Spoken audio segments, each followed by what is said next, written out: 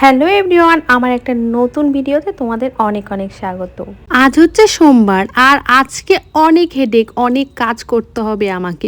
ভাবছিলাম ঘরটাও একটু পরিষ্কার করব, অনেক জিনিস গোছানোর আছে, বাট সেগুলো আর হলো না। কারণ এখন আমাকে তাড়াতাড়ি করে সিদ্ধ ভাত করে যেতে হবে হসপিটালে। আসলে হসপিটালে যাওয়ার একটা বড় কারণ আছে। বরের চোখে 2-3 দিন আগে একটা আঞ্জনি উঠেছিল, আর জানো তো সেটা এত বড় হয়ে গেছে আর দেখতে এত ভয়ানক লাগছে, আমি আর এটা চোখে দেখতে পাচ্ছি না। তাই বললাম চলো এখন তোমাকে ডাক্তারের কাছে যেতেই হবে। প্রথমে তো ভেবেছিলাম এমনি এমনি কমে যাবে, কারণ ছোটবেলায় আমার অনেক আঞ্জনি হতো আর সেটা এমনি একা একাই কমে যেত। বাট ওর আঞ্জনিটা কেন যে কমছে না সেটাই একটা কথা। আর এখন ডাক্তার না দেখে কোনো উপায় নেই, তো ঘরের সমস্ত কাজ করে নিলাম। সকালবেলা আমাকে সিদ্ধ ভাত খেয়ে যেতে হবে, কারণ কখন আসবো না আসবো সেটাও একটা বড় ব্যাপার। আর আমাদের এখানে তো এখন প্রচন্ড পরিমাণে গরম, তবে কয়েকদিন আগে এত বৃষ্টি হয়েছিল, এরকম গরম হবে ভাবতেই পারিনি। আর এমনিতেও আমরা থাকি সেকেন্ড ফ্লোরের, আর ওপরে শুধু ছাদ, কোনো ঘর নেই। এত ঘর গরম হয়, ওর জন্য হয়তো আরো বেশি গরম লাগে।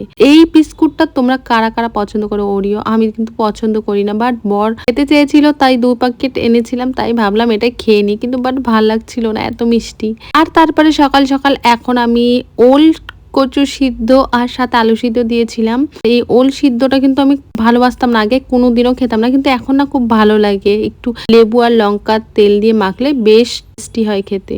আর বরের চোখে এটা হওয়াতে জানো তো 3-4 দিন ধরে ও কোথাও যেতেও পারছে না, কারণ এরকম বড় হয়ে গেছে চোখটা, মানে এতটাই খারাপ লাগছে দেখতে। হসপিটালে আমি ওকে নিয়ে গেলাম চালিয়ে, বড় লাইনে অনেকক্ষণ দাঁড়ানোর পরে জানতে পারলাম যে আজকে চোখের ডাক্তার বসবেই না। দেন একজনকে ফোন করলাম, ওরা বললো যখন এমার্জেন্সি আছে তাহলে লায়ন্স ক্লাবে চলে যাও। আর ওখানে গিয়ে বলল 5-6 ঘন্টা লাগবে সময়, কিন্তু যদি 600 টাকা দিয়ে দেখাও তাহলে তাড়াতাড়ি হয়ে যাবে। আমাদের 1 ঘন্টার মতো লেগেছিল, ডাক্তার দেখে চলে এলাম। তো যেতে যেতে রাস্তায় এই মন্দিরটার সামনে দাঁড়ালাম। এই রাস্তা দিয়ে অনেকদিন যাওয়া হয় কিন্তু কোনোদিন দাঁড়ানো হয়নি, এই জায়গাটা অনেকটাই ঠান্ডা। দেন মার্কেটে চলে এলাম আর একটা কুলের পাতাও নিয়েছিলাম।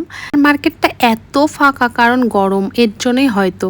দেন বাড়িতে চলে এলাম সবকিছু নিয়ে। আর কুলের পাতাটা নেওয়ার একটা কারণ আছে, চলো তোমাদের সাথে শেয়ার করি। ছোটবেলায় যখন আমার আঞ্জনি হতো তখন আমি এই 7টা কুলের পাতা চোখের মধ্যে লাগিয়ে তারপরে সেটাকে একটা ঝাড়ুর কাঠির মধ্যে গেঁথে রান্নাঘরে রেখে দিতাম, আর আস্তে আস্তে ওটাও শুকাতো আর আমার চোখটাও ঠিক হয়ে যেত। জানি না এটা কুসংস্কার না কি, কিন্তু আমার ঠিক হতো। ওর জন্য বরের সাথেও এটা ট্রাই করলাম, বাট এটা আমাদের প্রথমে করা উচিত ছিল, এটা অনেক বড় হয়ে গেছে এখন। যাই হোক, তাও এই টোটকাটা একটু ট্রাই করলাম, কি হয় পরে দেখা যাবে। আর আজকে দেশি মুরগি রান্না করছি অনেক দিন পরে, মানে 1 মাস 1.5 মাস তো হবেই। আর গরমের মধ্যে পাতলা ঝোলই রান্না করব, কারণ বেশি তেল মশলা একদম ভাল লাগছে না এখন খেতে। যাই হোক, আশায় আছি কবে বৃষ্টি হবে, আর বিশেষ করে আমাদের মতন মানুষ যাদের টপ ফ্লোরে ঘর, কারণ এত গরম আর ভালো লাগছে না। তবে চলো ভিডিওটা এখানে এন্ড করলাম, কারণ এরপরে আর কোনো ভিডিও নেই, বরের সাথে একটু ঝগড়া হয়ে গেছিল। ভিডিওটা ভালো লাগলে লাইক এন্ড সাবস্ক্রাইব করতে একদমই ভুলো না। টাটা।